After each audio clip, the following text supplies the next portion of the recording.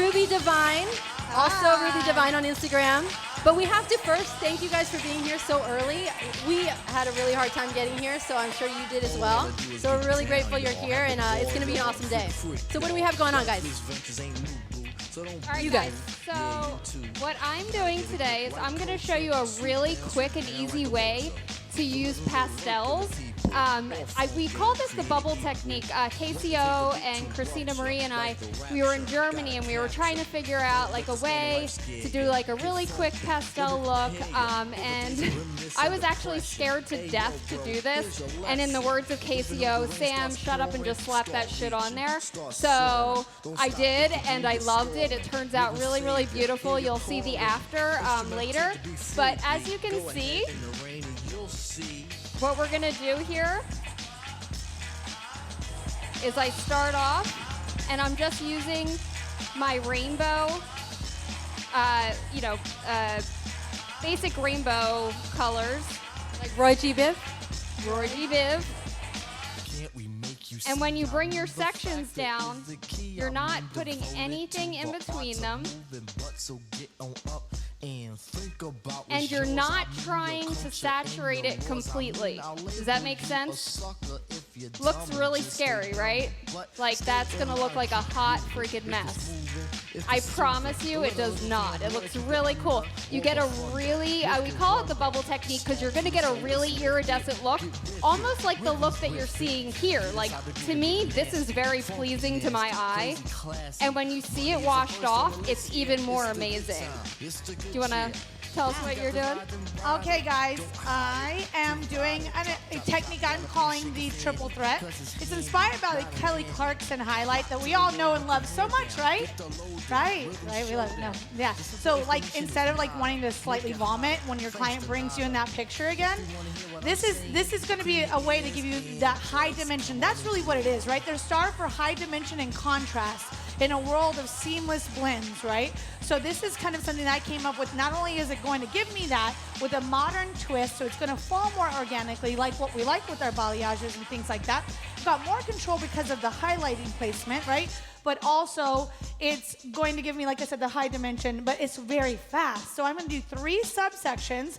My subsection is based off the biohazard symbol, if you guys know what I'm talking about. So just 3 triangles. I'm going to spin you, spin you, spin you, and I'm going to have you look up real high.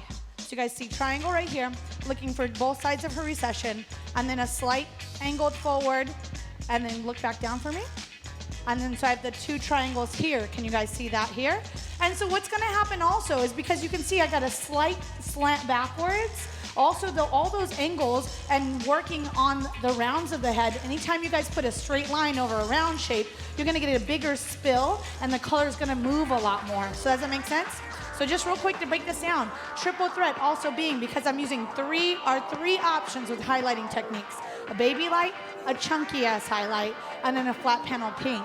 For my baby light, I'm using Blonde AF, our beloved Blonde AF. I'm using a low volume developer because I don't want to overstress her hair. She's already got some great dimension. My chunk is going to be a 3 weave, a big, right, just 3.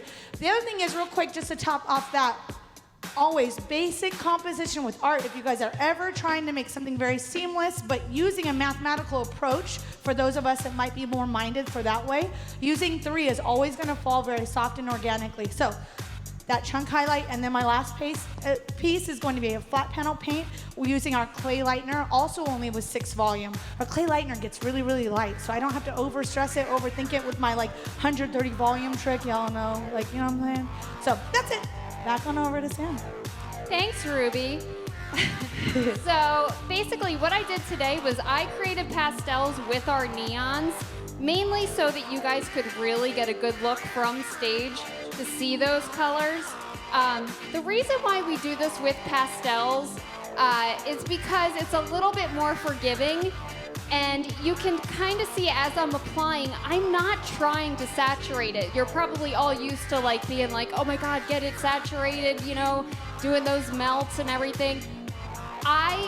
You really just want to swipe that top section because you want what's underneath to transfer on there too. And if there's a little bit of blonde in there, it actually creates an even better illusion. It gives you even more of that holographic effect. Now, I'm saying you can only really do this with pastels, but it just so happens Ruby proved me wrong. And I like to live by the word of YOLO, guys. I was like, this Sam's like, whatever you ruined do. my whole thing. I'm a little bit nervous because I feel like with darker colors, if there are skips in it, it looks more like a mistake than it does, that holographic look. So she did do it. What she did was make it a little bit more saturated, but used the same technique, which is so fast. And when you see the finished look, it looks almost like it took a really long time and that you did a huge head of sand art hair. And when you see this, my other model that we did this technique on, she's got hair like down to here. So I encourage you guys to try it with other colors. If you learn something that I don't know, please tag me in those. I've had people tag me in ones where they used all metallics, and it is gorgeous. Like I said, Ruby used really, really intense colors, and it looked really, really gorgeous. So I encourage you guys to play around with this. And I do a lot of vibrant colors in the salon, and a lot of times I have to mark out an entire day to do a person. This, for me, if somebody wants a pastel, I am yes. This technique is gonna I can just get it done with, get their picture taken, and get them on their way. Before I'm a commissioned stylist, Sam used to be like me too. She's probably one of the only ones I know that works the same way I did. And now she's got a little bit more liberty of time because she has her own space. But I take upwards of 15 clients a day, guys. And I'm still getting, pictures from fucking J. Wesley Olsen and all that stuff. I gotta still perform and do these really high fashion results. So having a technique like this has really helped me in that pinch, especially with those fashion color clients. What's awesome about them is that they're usually very open-ended. I don't know, do something epic. I got you, boo, sit down. So that's kind of what I've loved about using this in the salon. Really quick, I did want to show you guys. So when I said I'm doing my chunky highlight, I'm using our high-speed toner. I'm using one part of our new rose gold, one part of violet, and you're going to see on my finished model the way that came out.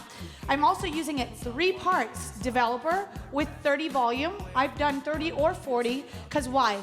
Our high-speed toners are ammoniated, and if you guys understand the chemistry of color, you'll understand that that's going to give me a little butch and a shift to her natural color, but also going to give me the benefit of the deposit. Also because I'm leaving it on much longer than what we would be doing for the high-speed toning scenarios, right? 5 minutes max.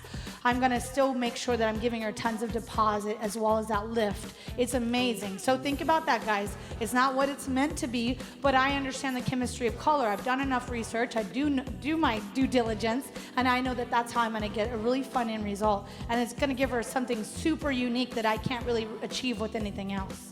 So that's all I want to And do. Ruby, you said you used the rose gold toner, yeah? I'm using rose gold, 1 part rose gold, 1 part violet. Yeah, just in case anybody hadn't seen yet, we just released the rose gold toner That as new, y'all, that new. Yeah. as well as Icy and Ash. They just came out June 1st.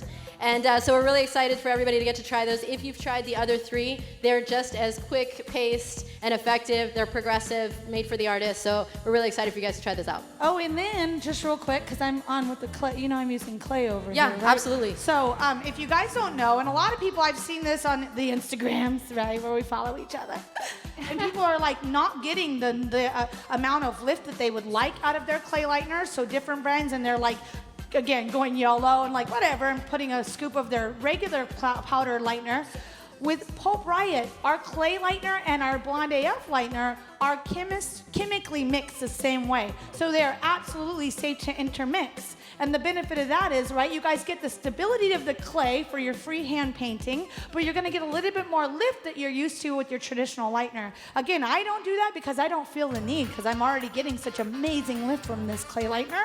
But it's definitely something I invite you guys all to use, as well as all the other things that we know about Pulp Riot. You can mix it with your favorite bond builders.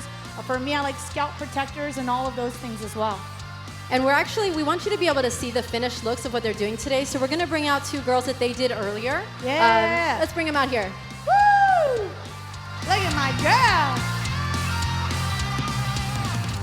All right, stand up.